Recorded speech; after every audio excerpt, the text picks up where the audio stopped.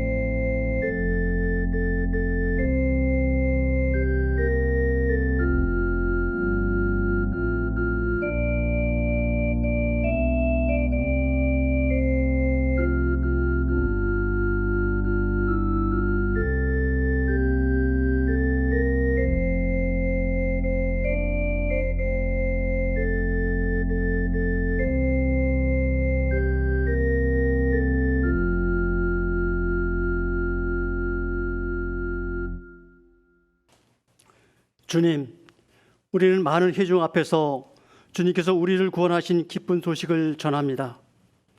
주님께서 아시듯이 우리는 입을 다물고 있지 않을 것입니다. 우리를 구원하신 주님의 의를 우리 가슴속에 묻어두지 않았고 주님의 성실하심과 구원을 말합니다. 주님의 한결같은 사랑과 그 미쁘심을 많은 회중 앞에서 감추지 않을 것입니다. 아멘.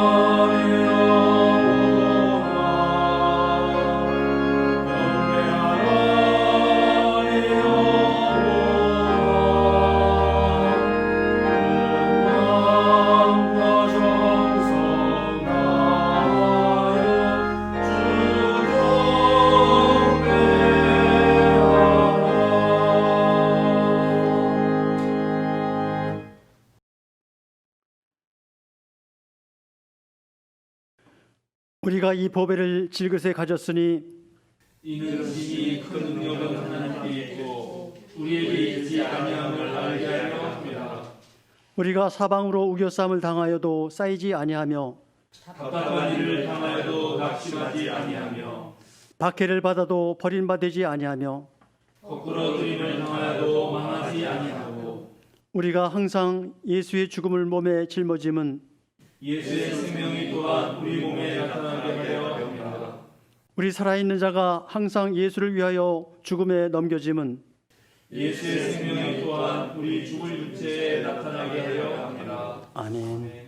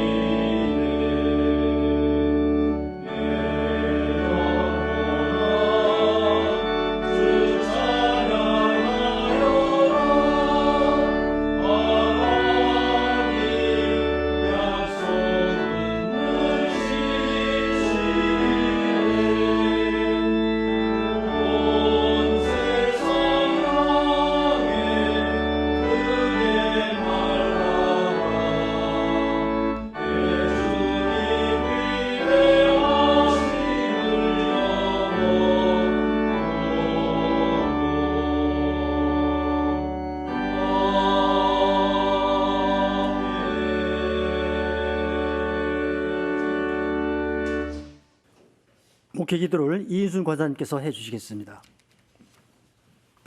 주님, 나의 기도에 귀를 기울여 주십시오. 나의 신음소리를 들어주십시오. 나의 임금님, 나의 하나님, 내가 주님께 기도드립니다. 영광과 찬송과 경배를 받으시기에 합당하신 하나님, 찬양하며 말씀을 사모하신 주님 말씀처럼 사모합니다. 주님, 여호와를 찬양하라 내 속에 있는 것들아 여호와를 송축하여라 하신 주님 말씀처럼 소리질러 목이 터지도록 함께 찬양을 하고 싶습니다. 만나지 못하고 함께하지 못하는 답답한 마음을 주님 위로하여 주소서. 할 수 없음에 지난 날이 그립고 할 수 있었던 것에 지난 날이 더욱더 감사하고 감사합니다. 아버지, 눈에 보이지도 않고 냄새도 없으며 소리조차 없는 코로나19라는 거스러 우리의 모든 일상이 변하고 있습니다.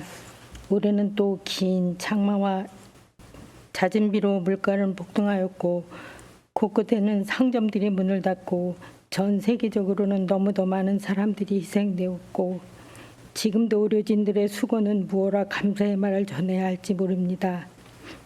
이 시간에도 수고하는 의료진들에게 하나님의 사랑이 가득하게 하시고 지쳐 쓰러지거나 아프지 않게 지켜주옵소서.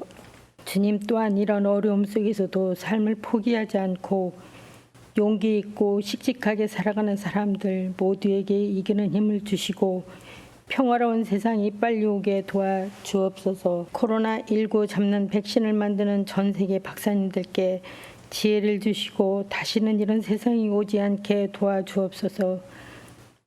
아버지, 어느덧 가을이 깊어가는 10월의 마지막 주입니다. 겨울을 맞이하는 이때 수능 준비로 열심인 고3 10명의 학생들에게 건강과 지혜를 주시고 좋은 결과 있기를 기도드립니다.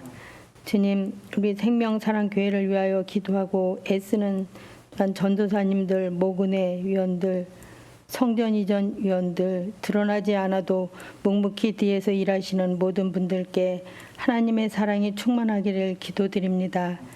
이 시간 말씀을 대언하시는 목사님의 건강을 지켜주시고 말씀을 통하여서 우리의 가슴이 뜨거워지게 하옵소서. 대면하는 예배가 아닐지라도 말씀을 들을 때 귀가 열려지고 마음의 밭이 옥토가 되어 말씀의 씨앗을 잘 심게 하옵소서. 우리를 구원하시려 십자가를 지신 주 예수 그리스도의 이름으로 기도드립니다. 아멘.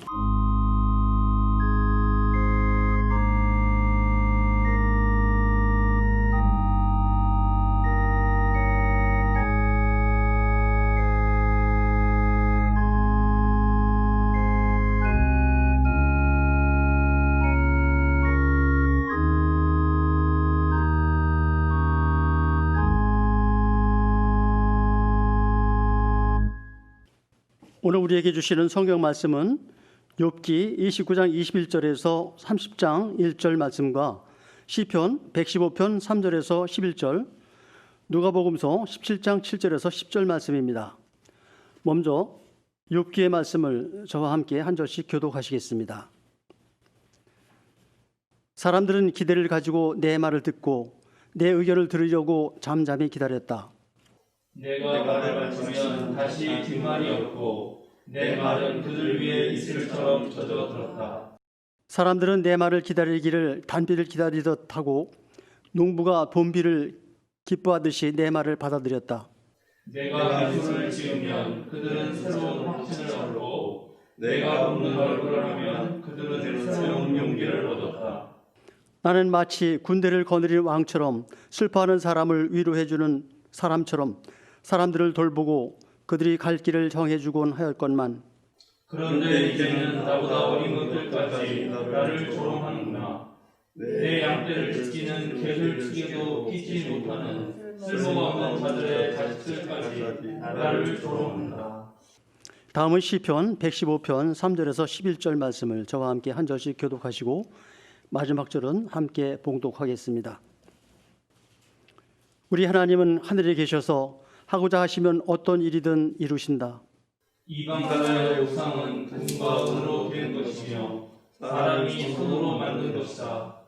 입이 있어도 말하지 못하고 눈이 있어도 볼 수 없으며 귀가 있어도 듣지 못하고 코가 있어도 냄새를 맡지 못하고 손이 있어도 만지지 못하고 발이 있어도 걷지 못하고 목구멍이 있어도 소리를 내지 못한다. 우상을 만드는 사람이나 우상을 의지하는 사람은 모두 우상과 같이 되고 만다. 이스라엘아, 주님을 의지하여라. 주님은 도움이 되어 주시고 방패가 되어 주신다. 아론의 집이여 주님을 의지하여라. 주님은 도움이 되어 주시고 방패가 되어 주신다.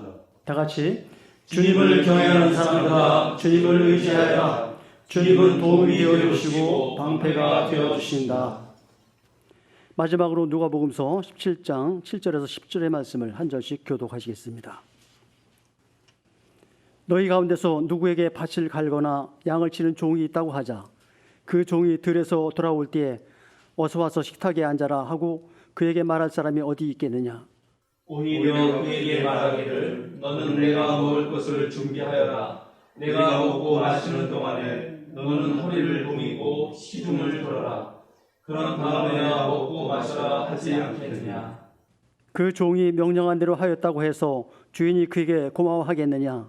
이와 같이 너희도 명령을 받은 대로 다 하고 나서 우리는 쓸모없는 종입니다. 우리는 마땅히 해야 할 일을 하였을 뿐입니다. 하여라.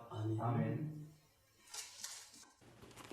459장 찬양 함께 하시겠습니다.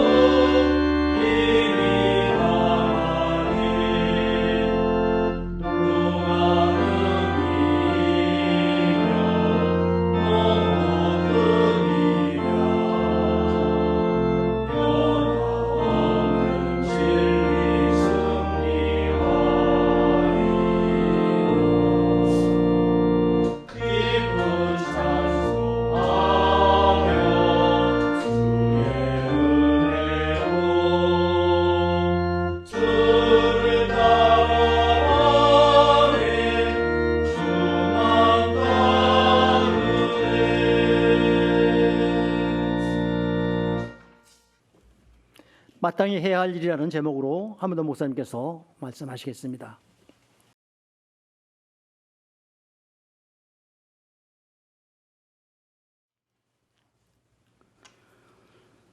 우리는 올해부터 3년 동안 구약 성서는 한 번, 또 신약 성서는 2번, 또 시편은 6번 읽는 과정으로 매일매일 성경을 읽어가고 있습니다.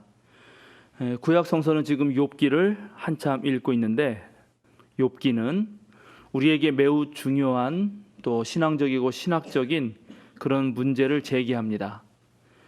여호수아에서부터 열왕기서에 이르는 역사서들은 이스라엘 백성들이 율법을 신실하게 지켰을 때 하나님이 약속하신 대로 나라가 부강해지고, 이스라엘 백성들이 율법을 거역했을 때 하나님의 말씀대로 저주가 임할 것을 기록하고 있고, 또 실제로 많은 유대인들은 이러한 신명기 역사관에 따라서 하나님의 계명에 따라 올바르게 사는 사람은 하나님께서 축복해 주시고 삶이 풍족하고 하는 일마다 잘 되고, 또 하나님의 계명을 지키지 않는 사람은 하나님의 심판과 징벌이 내려서 불행과 고통이 찾아온다고 그렇게 믿었습니다. 그런데 오늘 욥기의 주인공인 욥은 정말 그러한가를 우리에게 묻고 있습니다. 욥은 자신에게 닥친 불행과 엄청난 고통 속에서 신음하고 있으면서 정말 자기가 잘못했는지를 하나하나 생각해 봅니다. 과거의 모든 일들을 차분히 떠올려 봅니다. 과거의 욥은 엄청난 부자로 모든 것이 풍족했습니다. 올리브 기름이 강물처럼 흘러나왔고, 또 젖소와 양들에게서 나오는 젖이 자신의 발목을 적실 정도였습니다. 게다가 모든 이웃 사람들은 욥을 매우 존경하였습니다. 욥이 정말 어느 것 하나 남 부러울 것 없는 삶을 사는 데는 다 이유가 있었습니다. 욥의 이야기를 잠깐 들어보도록 하겠습니다. 내 소문을 들은 사람들은 내가 한 일을 칭찬하고, 나를 직접 본 사람들은 내가 한 일을 기꺼이 자랑하고 다녔다. 내게 도움을 청한 가난한 사람들을 내가 어떻게 구해주었는지, 의지가 할 데가 없는 고아를 내가 어떻게 잘 보살펴 주었는지를 자랑하고 다녔다. 비참하게 죽어가는 사람들도 내가 베푼 자선을 기억하고 나를 축복해 주었다. 과부들의 마음도 즐겁게 해주었다. 나는 늘 정의를 실천하고 매사를 공평하게 처리하였다. 나는 앞을 못 보는 이에게는 눈이 되어주고 발을 저는 이에게는 발이 되어주었다. 궁핍한 사람들에게는 아버지가 되어주고 알지도 못하는 사람들의 하소연도 살펴보고서 처리해 주었다. 악을 행하는 자들의 턱뼈를 으스러뜨리고 그들에게 희생당하는 사람들을 빼내어 주었다.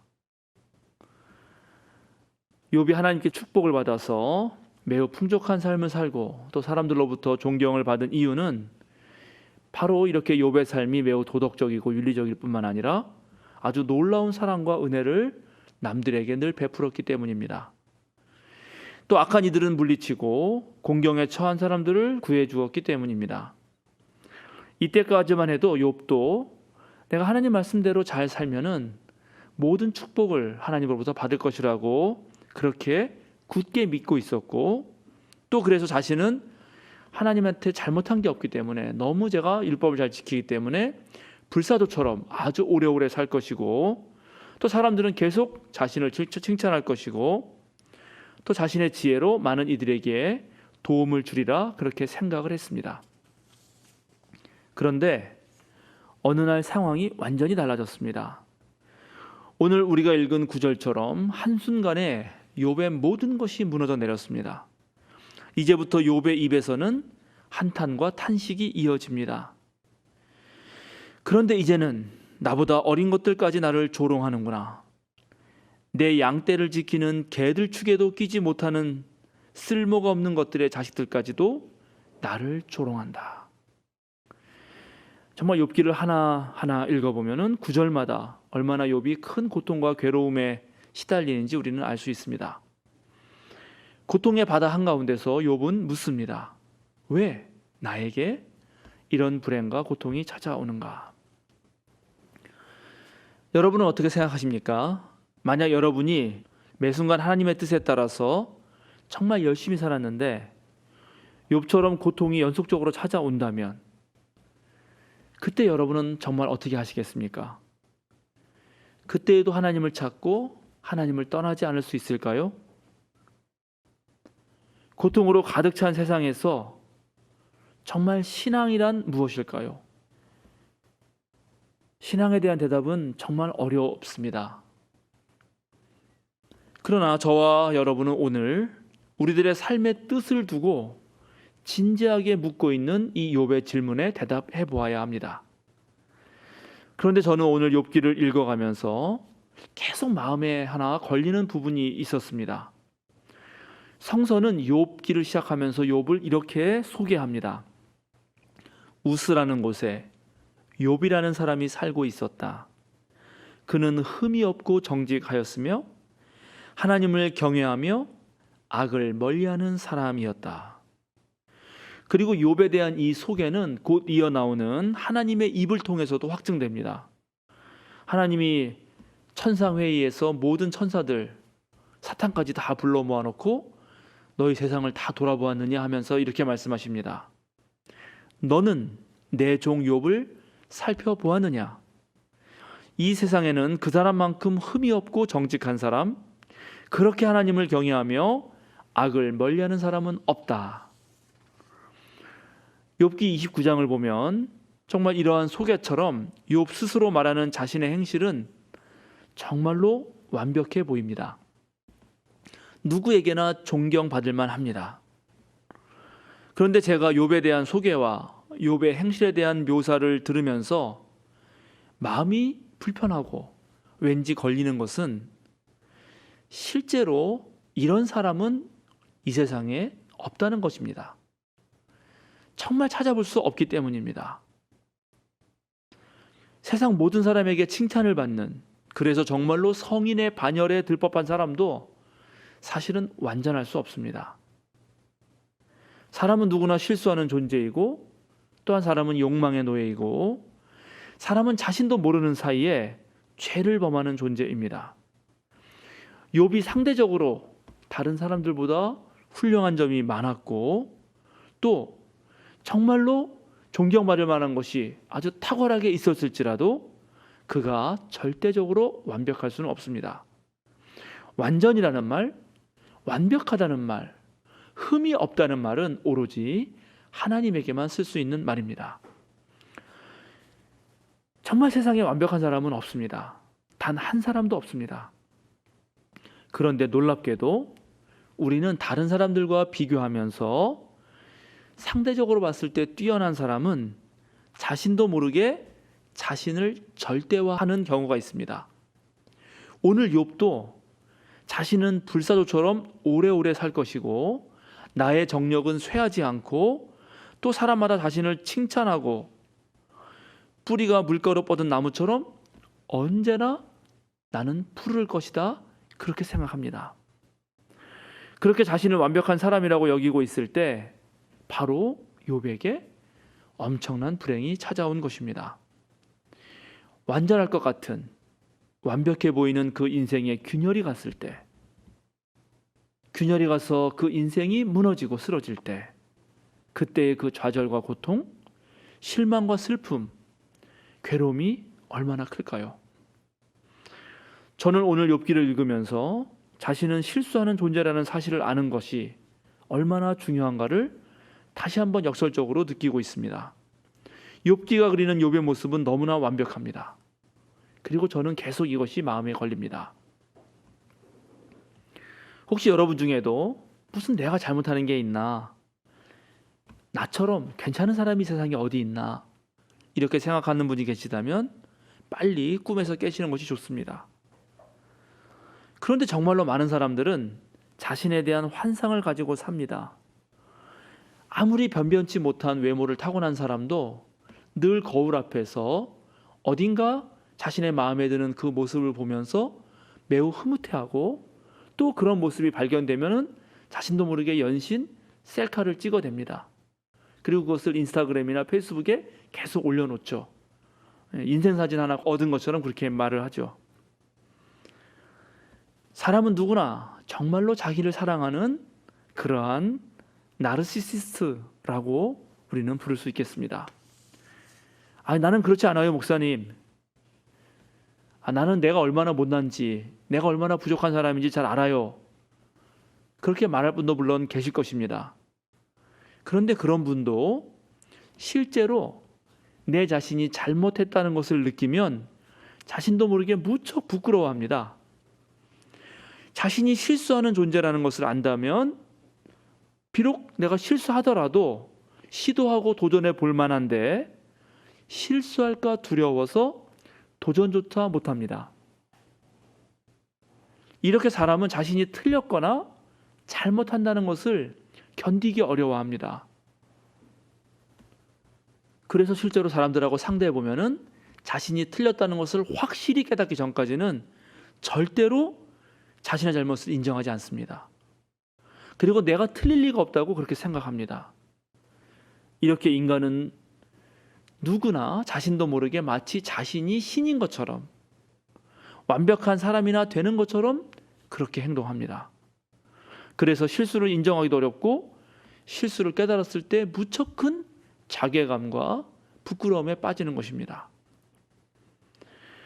어떤 면에서 욥은 자신이 실제로 너무나 뛰어났기 때문에 지금의 고통이 훨씬 더 참기 힘들었을 것입니다. 자기처럼 살았던 사람이 없는데 왜 나에게 이런 고통이 오는가?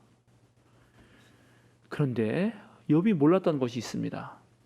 바로 그 행복, 그 풍족함이 불행이라는 것이, 자신에 대한 타자의 존경심이 오히려 나와 저 남들의 사이를, 남들의 거리를 훨씬 더 벌려놓을 수 있다는 사실. 모든 사람들은 자신이 더 완벽한 사람이 되고자 하고, 물론 저도 어제보다 더 나은 사람, 실수가 없는 사람, 더 많은 것을 해내는 능력을 갖고 싶은 사람이 되고자 하지만, 그러나 그것이 곧 나를 얽어맬 수 있는 그런 족쇄가 될 수 있다는 사실을 우리는 알아야 합니다. 따라서 우리가 무엇인가를 더 잘해가고 정말 숙련된 기술을 쌓고 많은 정보를 얻을 때, 그럴 때 가장 주의하고 경계해야 되는 것은 내가 완벽하며 또 내가 옳다고 하는 그런 고집입니다. 그것을 가장 경계해야 되고 가장 조심해야 합니다. 오늘 욥기가 욥의 이야기를 통해 많은 이들에게 깨우쳐 주려고 했던 것 중에 하나는 이 세상이 곧 꼭 인과응보의 논리에 따라 돌아가지 않는다는 것입니다. 즉 콩 심은 데 콩 나고 팥 심은 데 팥만 나지 않는다는 것입니다. 성경에도 밀을 뿌렸는데 자기도 모르는 사이에 가라지가 밭에서 생겼다는 그런 말이 있는 것처럼 선한 이에게도 불행이 찾아오고 아무리 착하게 살아도 죽음은 예외 없이 찾아온다는 그 사실에 주목하라고 오늘 욥기는 말하고 있습니다. 우리가 정말 깨달아야 하는 것이 있는데, 우리 삶에 깊이 뿌리내린 이 허무와 불안이라는 것은 옳고 그름을 따지는 윤리의 문제를 뛰어넘습니다. 우리의 삶에는 정답이 없습니다. 우리는 살아가야 할 이유를 모르면서도 살아가고, 또 그렇게 모르기 때문에 오히려 잘 살아가고 있는지도 모릅니다. 그런데 우리는 여기서 또 다른 질문에 봉착하게 됩니다. 만약에 콩을 심어도 콩이 나지 않는다면, 콩을 심었는데 엉뚱하게 거기서 팥이 나온다면, 그럼 우리가 어떻게 살아야 하죠? 하나님은 불의한 사람에게나 의로운 사람에게나 똑같이 햇빛과 비를 내려주신다는데, 그러면 우리가 꼭 올바르게 살 필요가 있을까요?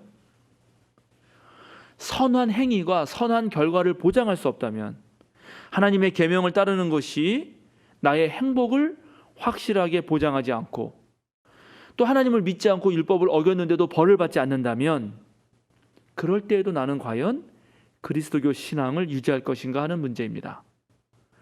여러분들은 어떻게 생각하십니까?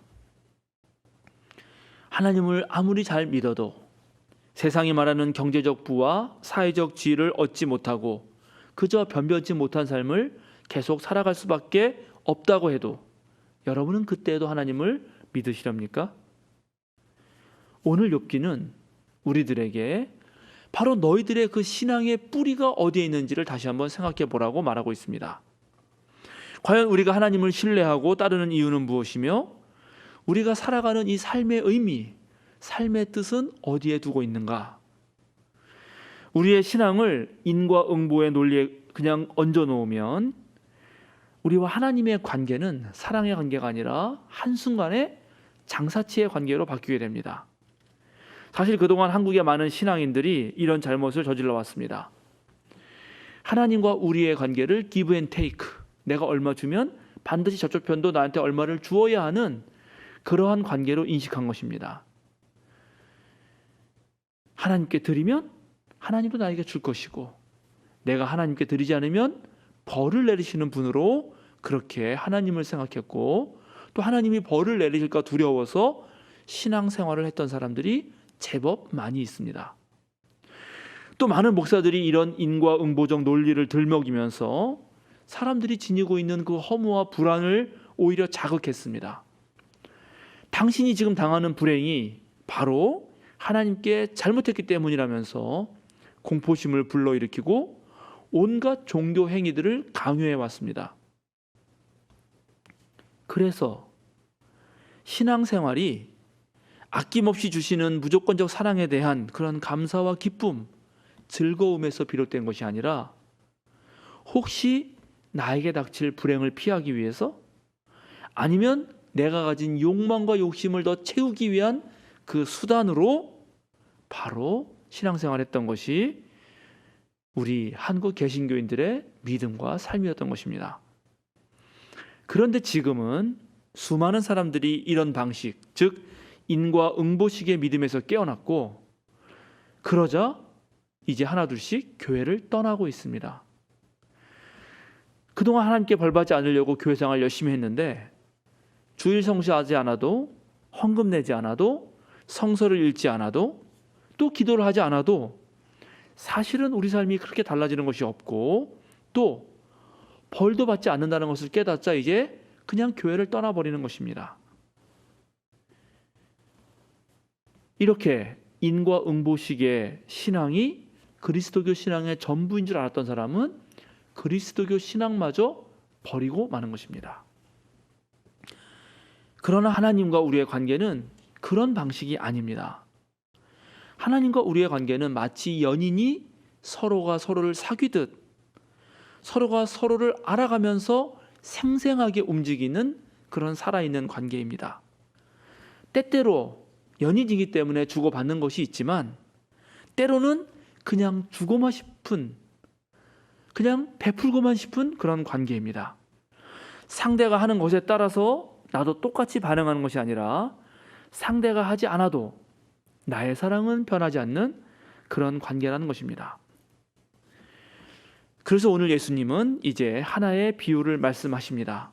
예수께서 어느 날 제자들에게 죄를 지은 형제자매에 대해서는 용서할 것과 그리고 아주 겨자씨만큼 작은 믿음 하나이라도 그 믿음의 능력이 얼마나 대단한지를 말씀하시면서 한 가지 비유를 말씀하시는데 오늘 바로 우리가 읽은 누가복음서입니다. 물론 오늘날은 주인과 종이라고 하는 그런 계급적인 질서는 없지만 고대 사회에서 종은 일을 다 마치고 돌아와서도 먼저 자신을 챙길 수 없었습니다. 당연히 주인의 식탁을 먼저 차려야 했습니다. 주인의 발을 씻기고 주인이 드실 음식을 준비하는 것이 바로 종의 일이었습니다. 종은 모두 그렇게 합니다. 또 종이 그렇게 한다고 해서 특별히 칭찬을 받거나 특별히 고마워하는 그런 주인도 없었습니다. 종의 당연한 의무였기 때문입니다. 예수님께서 이런 종의 비유를 드시면서 마지막으로 제자들에게 이렇게 충고합니다. 이와 같이 너희도 명령을 받은 대로 다 하고 나서 우리는 쓸모없는 종입니다. 우리는 마땅히 해야 할 일을 하였을 뿐입니다. 하여라. 그런데 마땅히 해야 할 일을 하고 또 마땅히 해야 할 일을 하였을 뿐입니다 라고 말하는 것은 지금 방금 우리가 말했던 인과응보의 그런 식의 신앙의 논리를 깨트립니다. 그러니까 우리의 신앙은 바로 여기에 토대를 두어야 하는 것입니다. 내가 무엇인가 얻기 위해서 아니면 벌을 받지 않기 위해서 하는 것이 아니라 마땅히 그렇게 믿어야 하므로, 마땅히 그렇게 살아야 하므로 사는 것입니다. 사람이 정말 사람답게 사는 길은 무엇일까요? 여러분, 세상에는 많은 직업이 있습니다. 그리고 그런 직업들은 저마다 마땅히 해야 할 일들이 있습니다. 의사는 병을 고치고, 판사는 법에 따라 재판을 하고, 교사는 마땅히 가르쳐야 합니다. 환경미화원은 청소를 해야 하고, 요리사는 요리를 해야 합니다. 자신들에게 주어진 일, 마땅히 해야 할 일을 하고 나서 그 뒤에 따르는 보상이나 칭찬은 감사하게 받을 수 있지만, 보상이나 칭찬 또는 하지 않을 때에 벌이나 피해를 생각하면서 그 일을 한다면 아마 그 일 자체에서 얻는 즐거움이나 기쁨 그리고 보람은 모두 잃어버리고 말 것입니다. 만약 세상이 혼란스럽고 세상이 안 좋아진다면 그 이유는 무엇일까요? 그것은 바로 사람들이 마땅히 해야 할 일을 하지 않고 다른 것에 마음이 가 있기 때문입니다. 여러분, 만약에 의사가 환자를 치료하는 것에 의미를 두지 않고 돈에 관심이 있다면 어떤 일이 벌어질까요? 돈에 관심이 있다면 병원에 계속 환자들이 오는 것이 이 의사에게 유리합니다. 그러니까 병을 빨리 낫게 하는 것은 좋지 않을 수도 있습니다. 아니, 오히려 병을 만들어내는 것, 병을 질질 끌게 하는 것이 더 유리할지도 모릅니다. 그런데 그동안 많은 교회가 바로 이런 방식으로 목회를 해왔고, 그래서 한국 그리스도교는 이 130년의 역사 속에서도 성숙하지 못하고 유치한 신앙에만 머물러 있었던 것입니다. 목사가 목회를 하다 보면 교인들에게 사랑도 받고 때로는 미움도 삽니다. 그런데 그때 교인들의 반응에 목사가 흔들리면 목회는 뒤죽박죽이 됩니다. 목회자는 목회자로서 마땅히 해야 할 일을 그냥 하면 됩니다. 그것은 말씀을 전하는 일이고, 그것은 주님의 몸된 교회를 세우고 건강하게 유지하는 일이고, 그것은 하나님 나라의 선교를 하는 것입니다. 이 모두는 마땅히 해야 할 일입니다. 그런데 어느 때부터인가 갑자기 우리 사회에는 성공한 목회, 실패한 목회라는 말이 교계에 떠돌기 시작했습니다. 이제 교회의 양적 성장이 하나의 기준이 되고 거기에 엄청 많은 목회자들이 휘둘렸습니다. 마땅히 해야 할 목회만 충실하게 그냥 하면 되는데, 마땅히 충실하게 하는 목회를 해도 교회가 사라질 수 있고 또 교회가 부흥할 수 있습니다.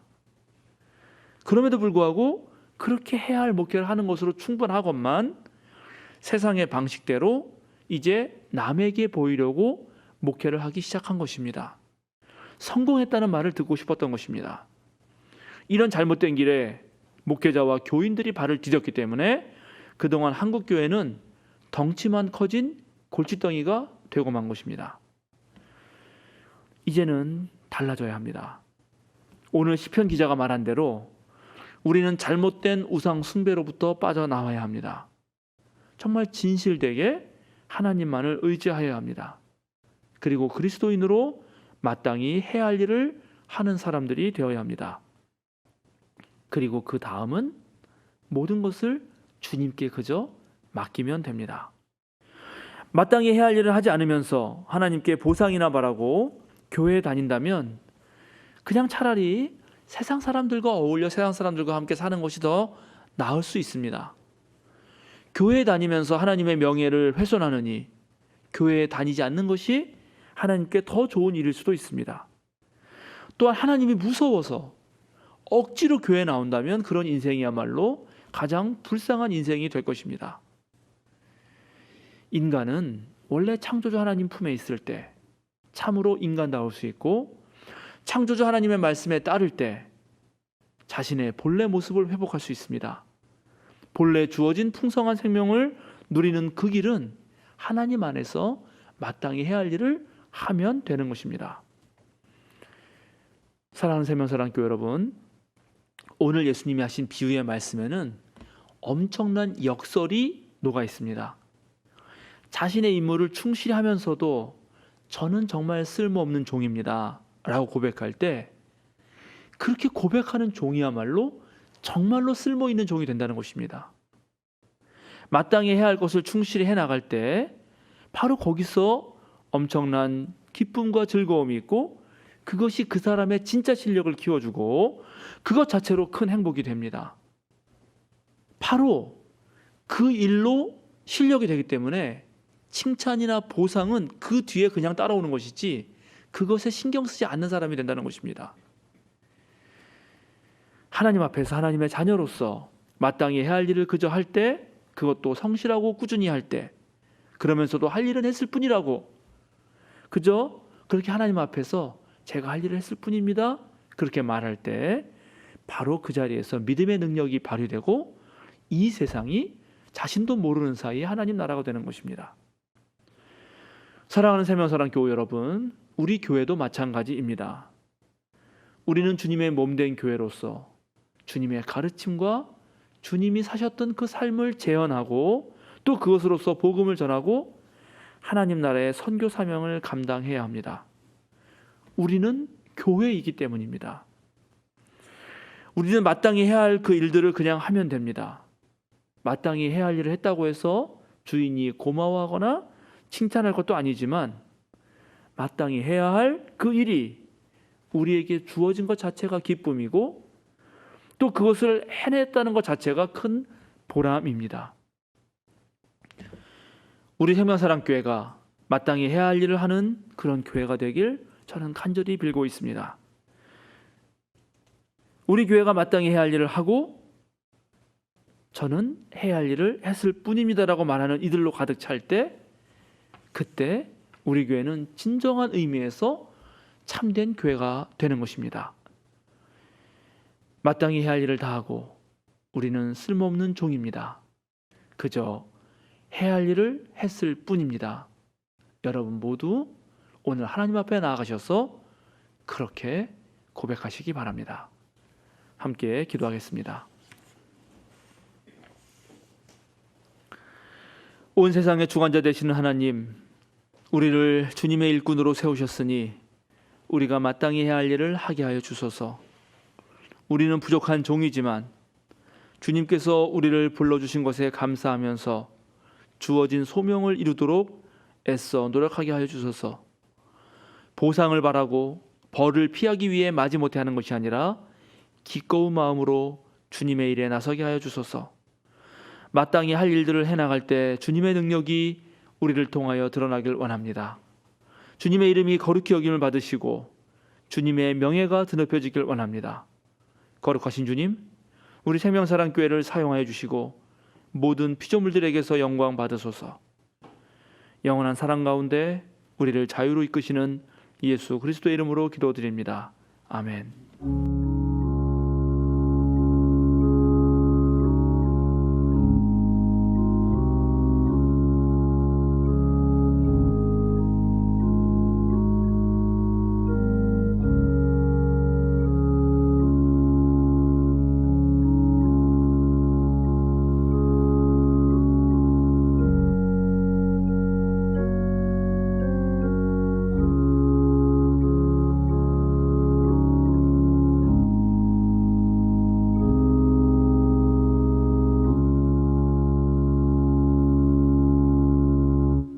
사도신경으로 우리의 신앙을 함께 고백합니다.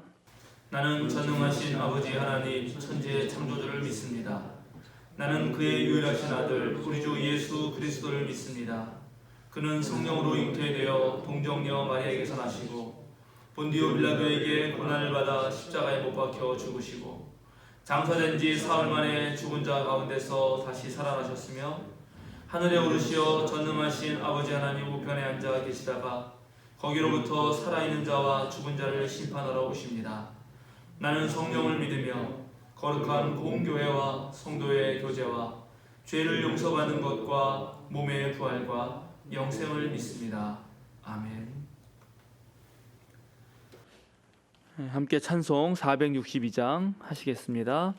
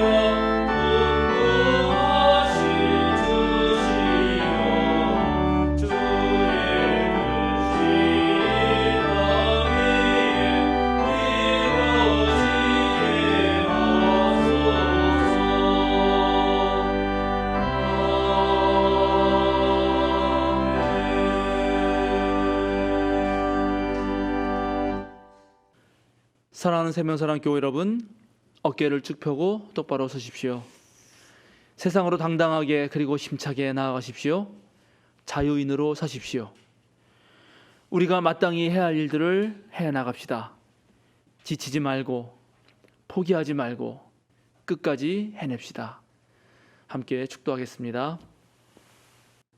이제는 우리 주 예수 그리스도의 은혜와 하나님의 무한하신 사랑과 성령님의 거룩한 친교가 주님의 명령에 온전히 순종하여 하나님 나라의 선교를 감당하려는 생명사랑 교우들과 지금 이 시간 함께 예배하는 모든 성도들 위해 지금부터 영원토록 함께 하시기를 간절히 축원하옵나이다. 아멘.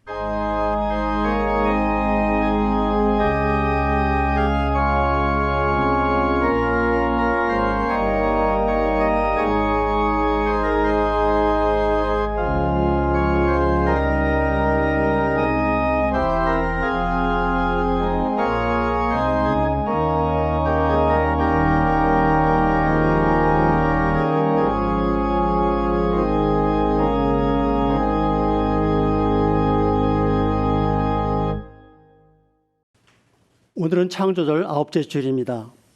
코로나19와 예배 주소 이전으로 인해서 당분간 온라인 예배로만 드립니다. 모이는 예배는 매월 마지막 주일에 열림기후에서 드리겠습니다. 생명사랑 배움반을 비롯한 모든 소모임은 당분간 휴강입니다. 재개 시점은 추후에 안내해 드리겠습니다. 수요기도회는 유튜브 실시간 방송으로 진행합니다. 예배처소 이전 과정을 위해 기도해 주시기 바랍니다. 이 인테리어 업체가 DK 인테리어라는 그런 업체를 선정했습니다. 그리고 지난 목요일 10월 29일에 예배처소 매입 잔금을 치렀습니다. 11월 1일부터 공사를 진행할 예정입니다. 자기 진로를 찾기 위해서 노력하는 고3생들을 위해서 기도해 주시기 바랍니다. 수시는 9월 23일에 시작되었고 수능일은 12월 3일입니다. 권수경, 김동섭, 나홍민, 오형석, 오승혁, 우준원, 이동원, 황아람, 홍예빈, 최준호 이상 총 10명입니다. 세만사랑교회 유튜브 채널과 전교인 카톡방에 공유하는 신앙교육 자료를 잘 활용해 주시기 바랍니다. 외부에도 적극적으로 공유와 홍보를 해 주셔서 온라인 선교에 함께 힘써 주시기 바랍니다. 3년 성경 통독 과정을 진행 중입니다. 매일 아침 전교인 카톡방에 공유해 드리는 말씀을 묵상해 주시고 질문의 답도 찾아보시며 열심히 참여해 주시기 바랍니다. 이상입니다.